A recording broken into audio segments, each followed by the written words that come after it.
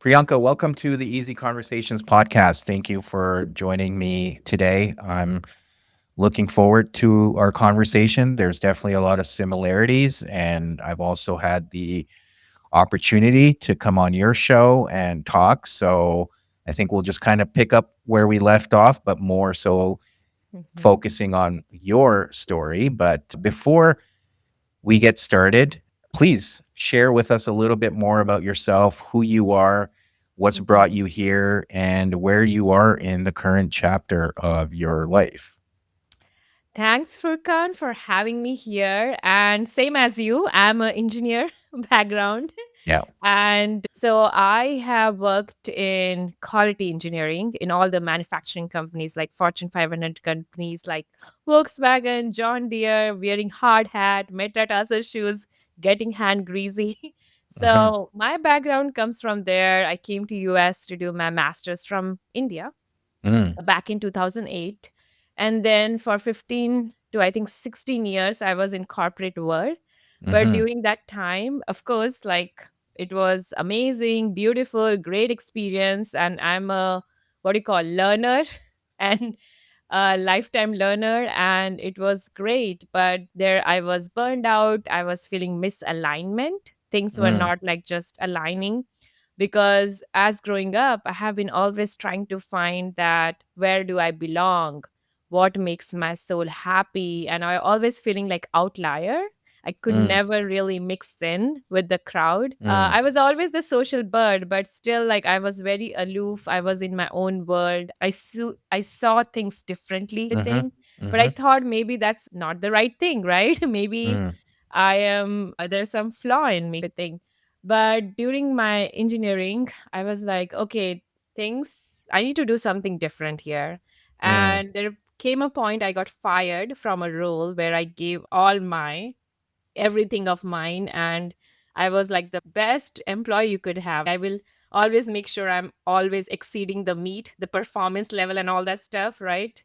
But then I was like, okay, I got fired, and that was my trigger point, or that was my shift in my way of thinking of, okay, I can't put everything in one basket. And that's when I started exploring entrepreneurship, and I started selling baby products on Amazon, and then rustic furniture on Amazon, and doing all those kind of things. Then I also went into creating an app to increase Mm. the retention of students in the Mm. engineering university, working with different deans of the university. This is my Mm. early 20s, right?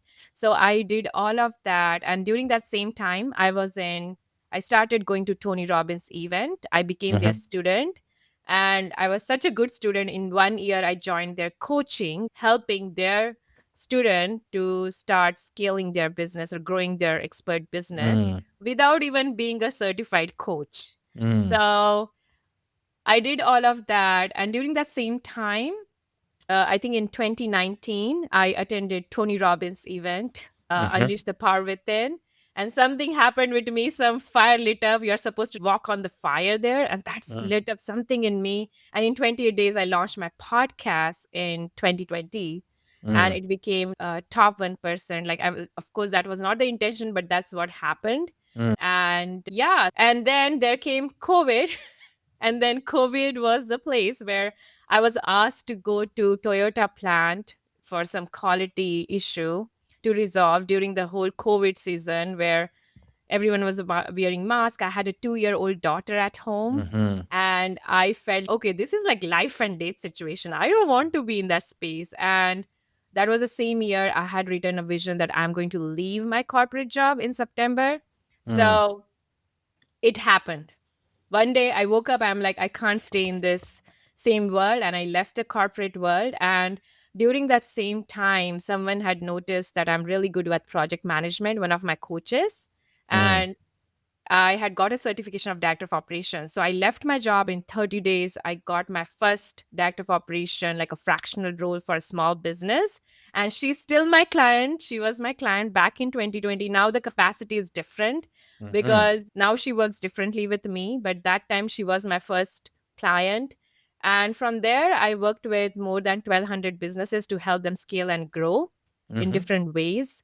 Hmm. And but during all of this too, Furkan, I felt like I was still so much misalignment, and I went through my own spiritual awakening journey like 2 3 years Mm, back, where everything fell apart in my life. I saw the false mask. I saw that I was living my life from the validation from others. I went into finding my self-worth, self-confidence, really what do you call, getting my power back in my womb energy, like really sacral energy. It has been what do you call, I had blocked it totally, mm, right? All of my chakra, I had to balance it. I got went through my whole healing journey, and that led to starting my own agency. It's called Synergee. It's not just business, it's a system with soul. That's how I support businesses now. It's a totally holistic business support where it's scaling your business with strategy and soul and system. mm. And yeah, the story is a little bit longer there, Furkan. That's But okay. right now, I'm sitting in my healing center in Cannon Beach. I opened it with my mentor here, and it's supposed to be my new path of helping others to find their life purpose and Mm, really aligning. I'm going into more into plant medicine here. So mm, that is going to be my bringing my ancient roots, my ancient wisdom from previous lifetime to this lifetime. There's a lot of pieces in there, but I feel like all my experiences help me to align to whom I'm supposed to be in this mm, world. mm. Yeah. Yeah, well, I appreciate all of that, and we'll definitely dive into a lot of the things. I've been taking notes as you were sharing, and a lot of things. I mean, we talked about my story last time, so I'm Mhm, sure you already know that there's a lot of similarities there, especially starting with the mhm, engineering piece. Now, I know for myself, when I bring that focus back, I was 18, 19 when I chose to become an engineer. I didn't know a whole lot. A mhm, lot of it was pressure from family, but at the same time, just understanding socially, I had to pursue something that would allow me to have a productive career. mhm, And I kind of landed on engineering. Now, for you, I mean, it's one of those things being in school with fellow students, it was generally a discipline that not a lot of female mhm, pursued. So, how did you land in that space? How did you navigate it, especially it being mhm. a bit of a male dominant industry and Yeah. discipline as well? How was that for you? I'm curious to hear your perspective. Like, I know for me, I enjoyed it until I Mhm. didn't. So, yeah. Yeah. So when you said that, something came up in my mind because Hmm. no one has normally asked that question. But since you are an engineer, you understand that perspective. Yes. So I love that question. I feel like when of course, I started because all my friends were going into engineering. Even Mm, my 11th and 12th was in electronics engineering kind of a mm, thing. Like you, mhm, I chose that part in my 11th standard itself in India, but mm, all my friends were going into that, so I went into that. But of course, like, I did bachelor's in electronics engineering in India, but when mm, I came to US, I changed my field into more mm, mechanical, and in mm. mechanical you will not see women, a lot of women engineers. Even in India you don't see it. It's probably two or three out of so many, right? Yeah, So well, in my case, there were more in I did mechanical engineering too. mhm. Mechanical and chemical engineering were the ones where there were, and civil, but like Oh, okay. electrical and Mm. civil, sorry, electrical and some of the other disciplines of engineering, less females for sure. But yeah, Oh. even within, as you can appreciate, yeah, I would say it was like a 20/80 type of ratio for sure. Yeah, and Yeah. it's same in India too, and same Mm, here too. So when I came here to US to do my masters, of course I started with learning the culture first. Like, I still remember the first year I joined, the first professor I had. I could not even understand his accent, and I think I went into probation because I failed that subject. mm, Because I could not even understand what he's explaining, and it was a different field. I switched from electronics engineering to industrial engineering. mm, So I took like that big risk of changing the field. And then my first job was an internship in Volkswagen. mm. And like I was going for like I was like, okay, a Volkswagen plant was open in India. I went and joined there, and I was their first intern. They have never hired intern, Mm, but I made the scale so high because I have been always this curious person. mm, Furkan, like when I was little kid too, I was watch out like a truck, how is it moving? And I would get so curious. So I think that curiosity has always lead me like into solutions from mm, problem, because quality engineering is all about problem solving. mhm, And of course, it might be only me. I'm the only person, but I think I have the skill of connecting with people at a deeper level, and my empathetic leadership. I embodied that from day one as an engineer. You are a leader. You don't need to have a title. I think it's a Robin Sharma's book I read, Leader Without Title, mm, earlier in my career. And I led with that. I'm like, I don't need to have a title, but I walk like I have a title, like I'm a leader. mm. So I have saw so many crazy. When I used to work in John Deere, have you seen those harvesting machine, the big machines, Furkan? Yeah, It yeah. has 70,000 parts. And every day I will have the 100 complaints thing I have to resolve. And by afternoon, I will have all the solution for it, like short term countermeasure. And Mm, my boss used to be like, how do you do that? Because I had created this network of friendship with people who has been there for like more than like 40, 50 years. Like they are the veterans there, right? mhm, And they knew the solution, and I knew how to network and extract that information from them. So I have always brought my heart and soul into the mhm, work I do. And so there also I had some situation, Furkan, like I will go into the assembly line and someone will call me baby doll because I'm so mm, young. Like they think she's so young, mm, and how can she solve, right? How can she tell us? These are like older men telling, mhm, like looking at me and saying, oh, what do you think about yourself? So I also had those situations, and I have turned them around. Those same people who would have underestimated me came back after a few months and like truly appreciated me, wrote me letters, and have put that on my desk like, okay, these are the people who are appreciating my mm, work. So mm, I had all those kind of challenges too. As a mother, I had challenges when I used to go to different client site or supplier site because I have to pump milk for my little one, right?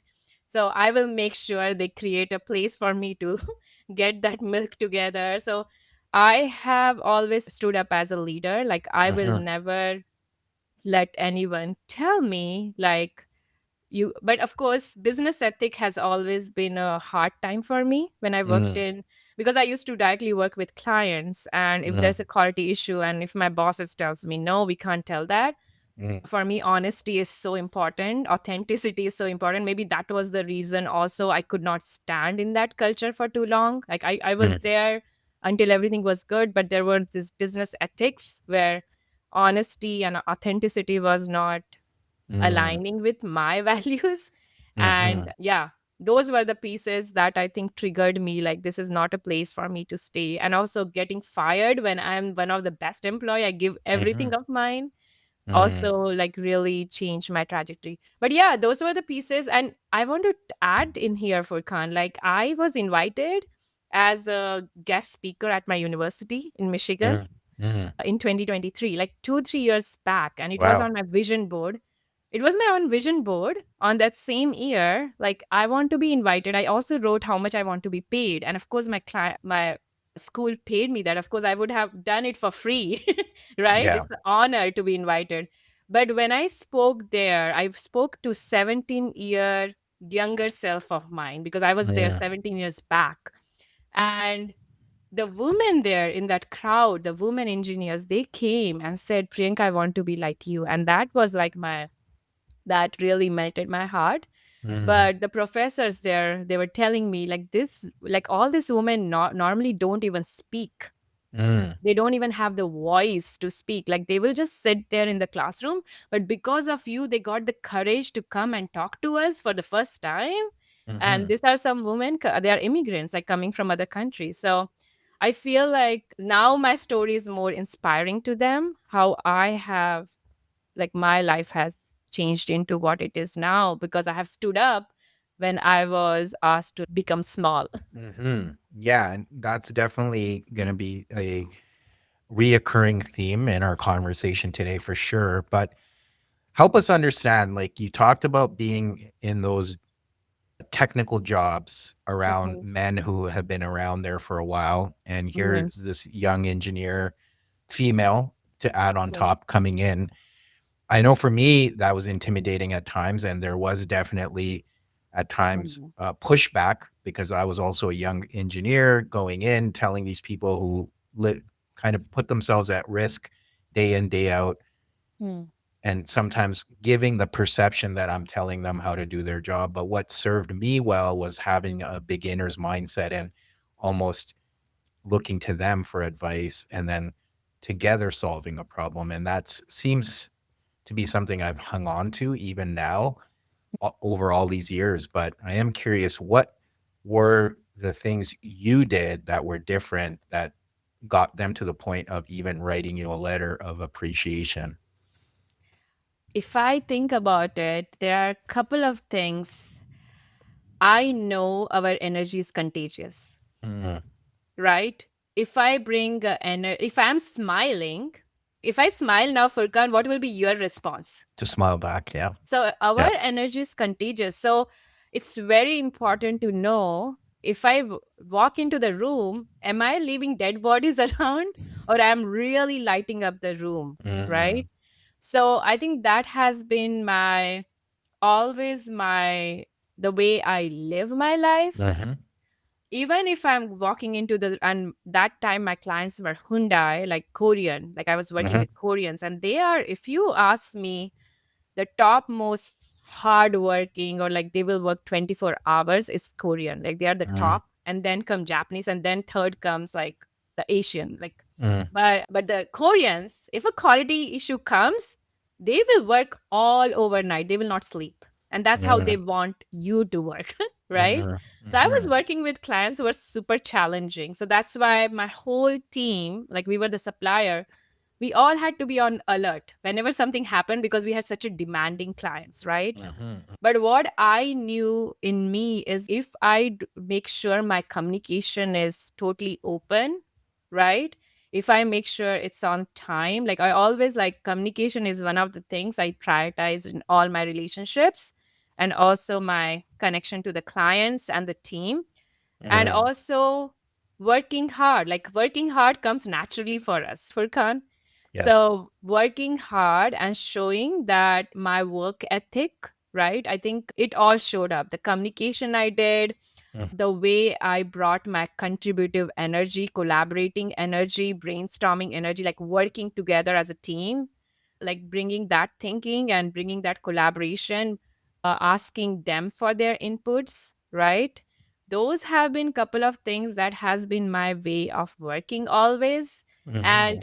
And those things also still works in my team right now. I have a team of 9 in my business, and they all embody that. So I feel like those were the pieces that helped me during the engineering Yeah. time.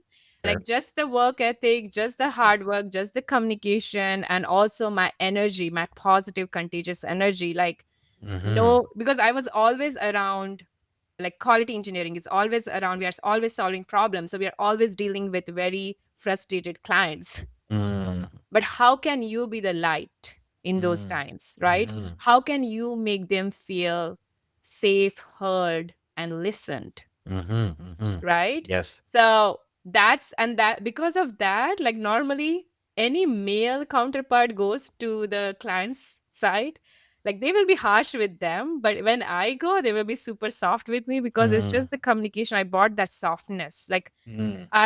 of course, engineering is very masculine role, Yes. but I feel like I always balance that masculine role with my feminine softness and empathy. Mm. Okay. Oh, that's great. So, and obviously that's served you well. So, you also talked about a time where you were fired, right? Hmm. And how that was a bit of a wake-up call, perhaps even changed your perspective.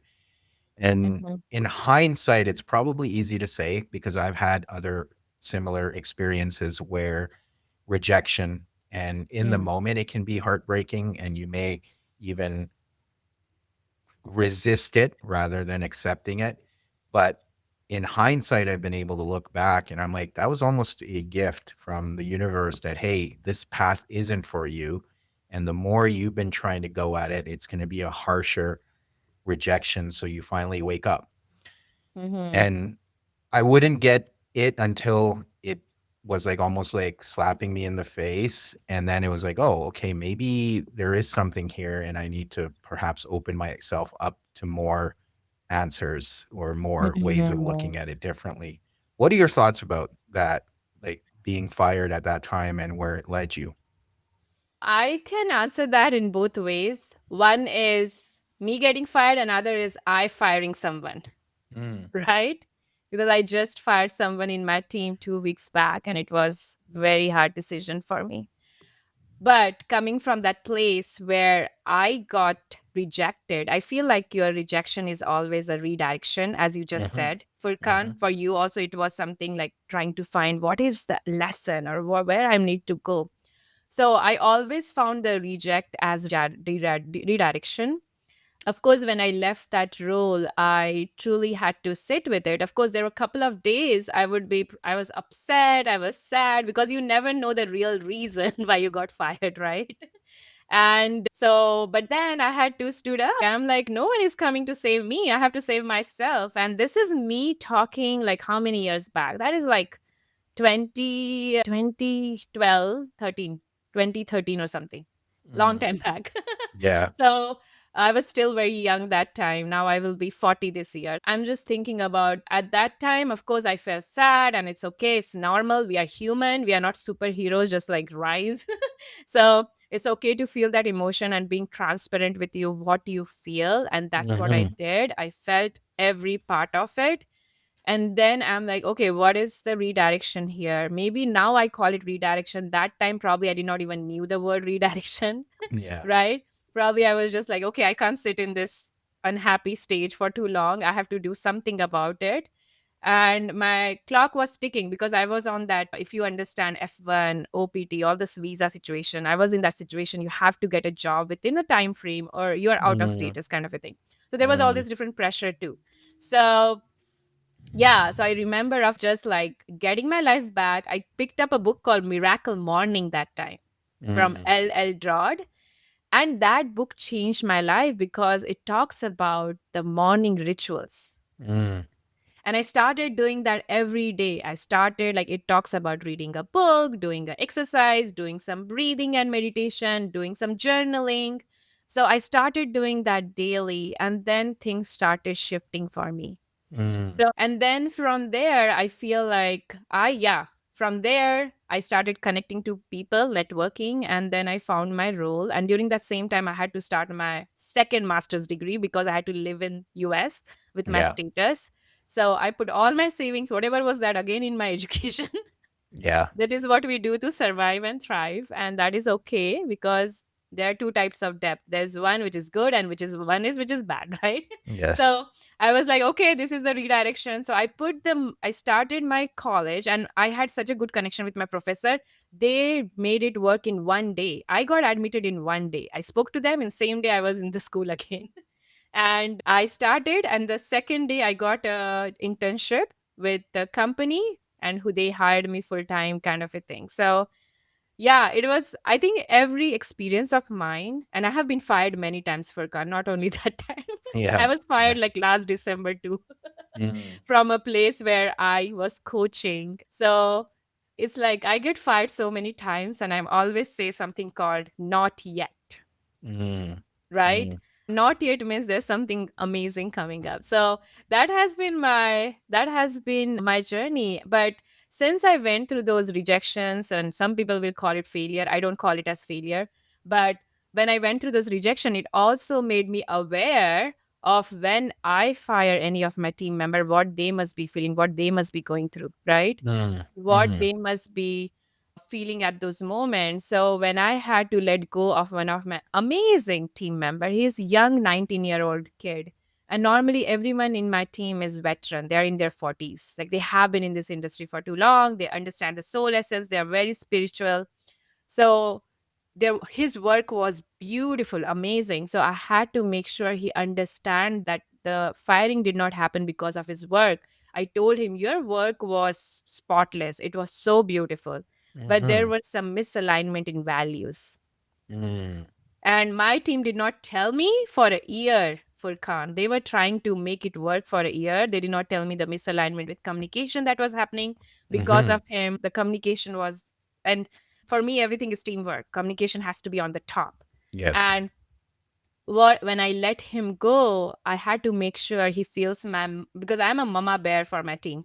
Mm. So he said, I feel your love, Pri, and I'm going to be, and his response just melted me. And he said, Pri, I truly appreciate your message, and I am going to truly take that message. I told him not yet, and make sure you're still learning and growing with whatever next is coming for you.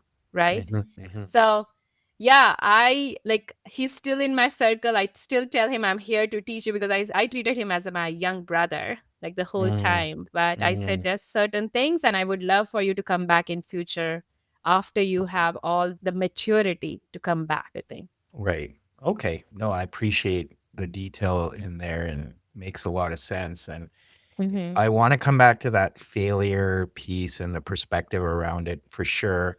But Mm-hmm. there's another thing you mentioned in your story was a spiritual awakening. So, and then you kind of followed it up with healing. But nowadays, a lot of people are talking about spiritual awakenings, and that can mean different things for different people. Mm. From your perspective, what did that look like for you? And how does healing fit into the awakening? Yeah. For me, it was like peeling all those traumas and all Mm, my mother wounds and father wounds. And father wounds would be like trying to find the validation from outside, like connecting my self worth mm, with everyone outside, like they validating, or especially from male energy in my mm, life. Like mm, from childhood, it was all my whatever my dad says, I will do a thing. Then I went into my marriage with the same kind of mindset. If I please them, then I am good. mm, If they're happy, then I am good. But mhm, not thinking about my own happiness, mm, right? I went into this whole people pleasing throughout my whole life. And of course, it comes from culture too. I saw my mom doing it, everyone around me doing it. They are like just living. It's like dead body living day to day, just pleasing, but not looking at their own happiness, their own soul essence, what they want. That was the father wound I lived through. And mother wound was like people pleasing and also no, giving my power away, right? So for me, spiritual awakening was like finding my power back and truly understanding the role of masculine and feminine, yin and yang, right?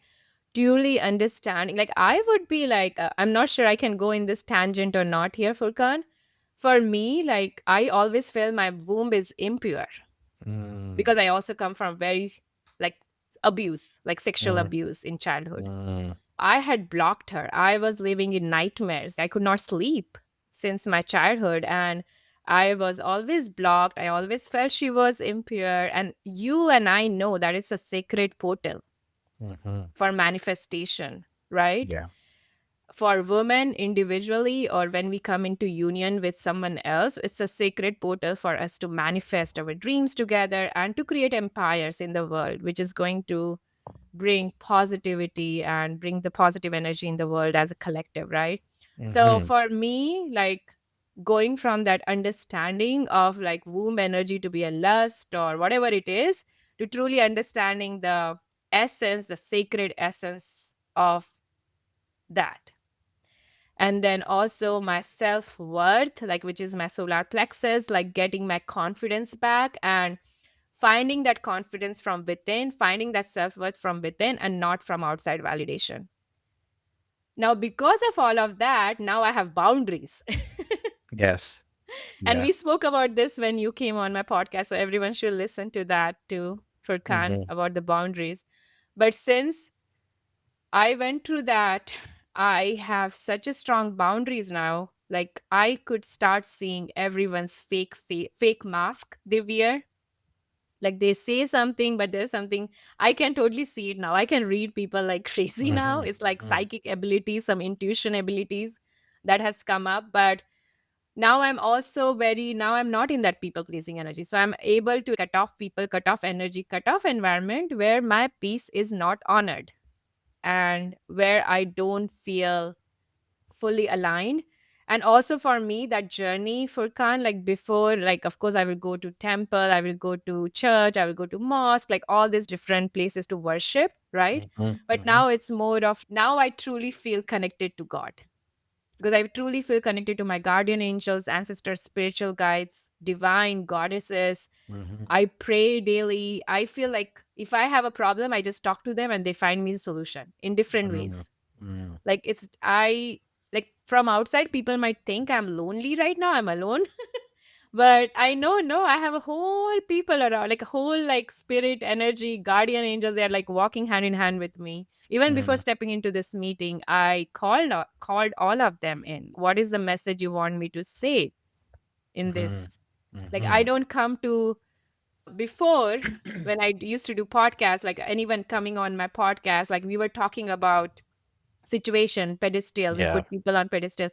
Like I will have like CEO of like big companies like coming on my podcast, and you might think, oh, fear, right? Oh my god, how I'm going to interview them. But I don't look at it like that. I normally pray to my divine guidance, my guardian angels, my divine god goddesses, and ask them, what do you want us to bring out in this conversation? Mm, So I mhm. don't fear now. I live from love. I live from that alignment, and I Yes, live from that direction that I like, my intuition and my direction that I receive. that's amazing. Yeah, yeah. And along the lines of awakening, I don't know how comfortable you're sharing this, Okay. but and with failure, you've gone through a divorce as well, right? Okay. So you've stepped away from that. Feel free to share as much as you are comfortable sharing, but in our culture, I can speak to that. Hmm. Sometimes divorce is looked upon, well, majority of the times it's looked upon as failure. Yeah. You shared earlier that that's not how you look at things. You look at it as redirection. How much of that has been your mindset around divorce, and why did you make that choice for yourself?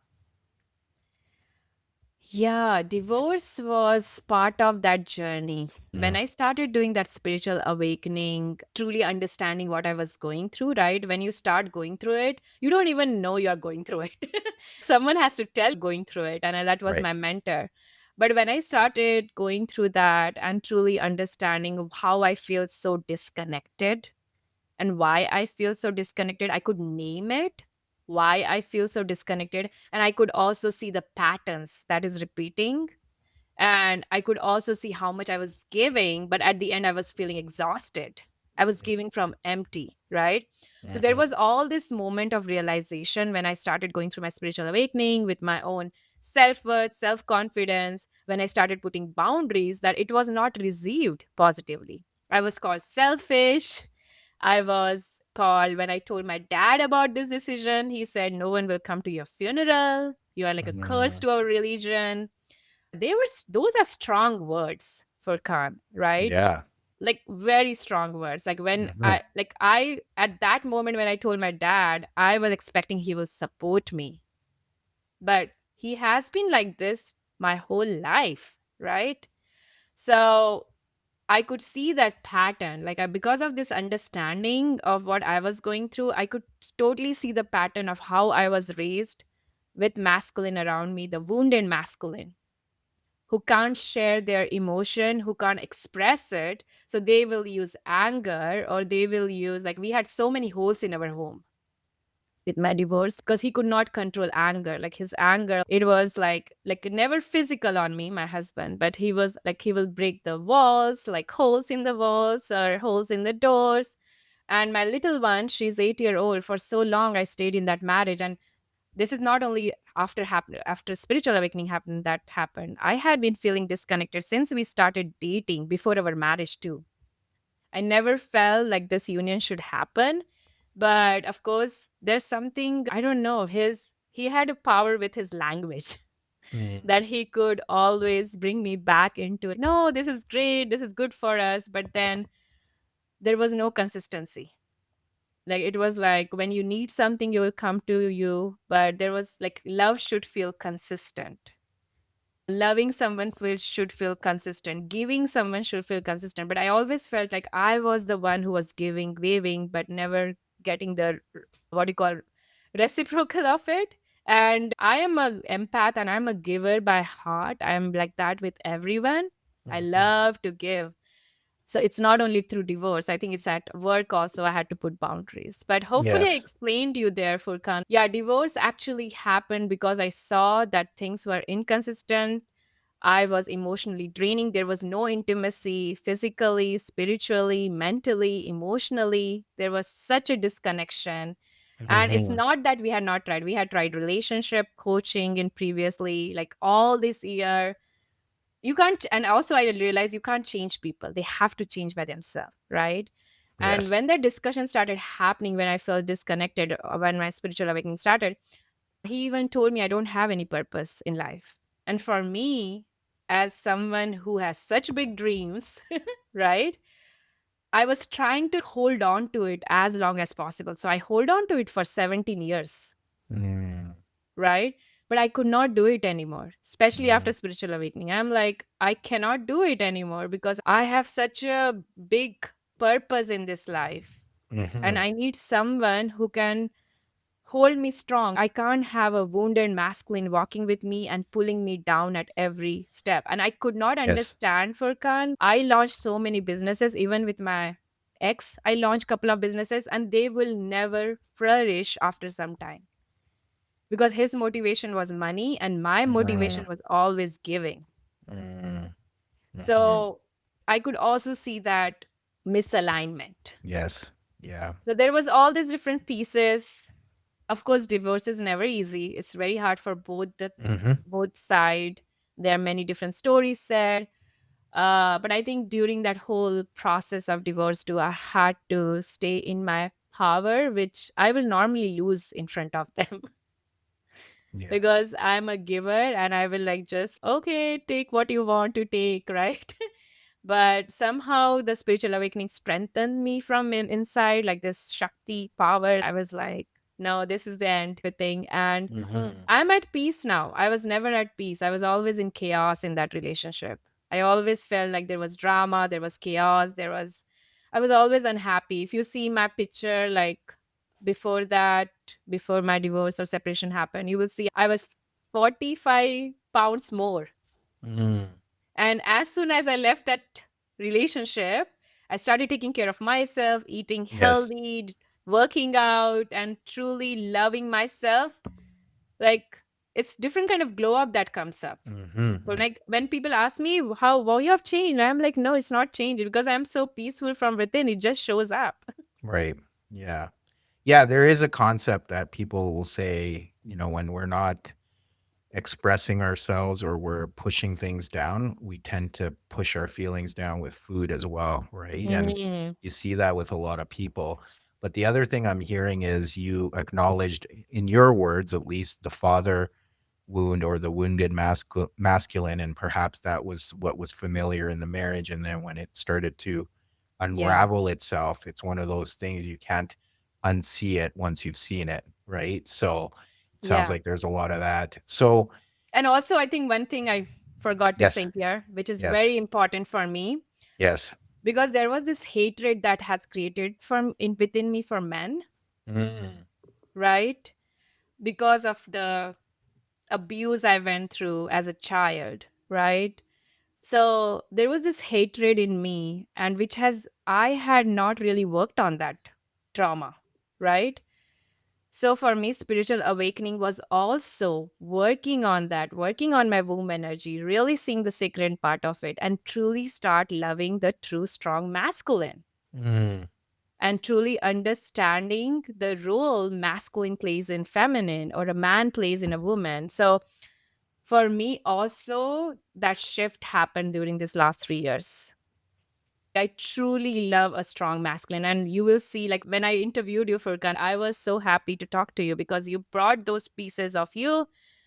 Everyone should listen to that podcast when it is published. But yeah, for me also, truly understanding the role of masculine and a strong masculine and strong feminine role to come Hmm. together in union and creating that loving harmonious relationship, like also how they both are supposed to come together to create the empires, create the positive energy in the world. Yes. So yeah, Yeah. that was also a big part of it for me. Okay. Yeah. I appreciate the additional context for sure. So maybe switching gears somewhat here, you talked about the healing center you're a part of and Mhm. your initiative around Synergee. Are you able to share a bit more of what this entails and how is it allowing you to live your purpose? Yeah, so Synergy is so I have worked as chief operating officer, director of operation for small businesses to help them scale and grow. And that was very much one-on-one work, Furkan. And I was like, okay, I cannot be doing this because I want to scale it. I want to impact more entrepreneurs who are heart-centered and soul-led.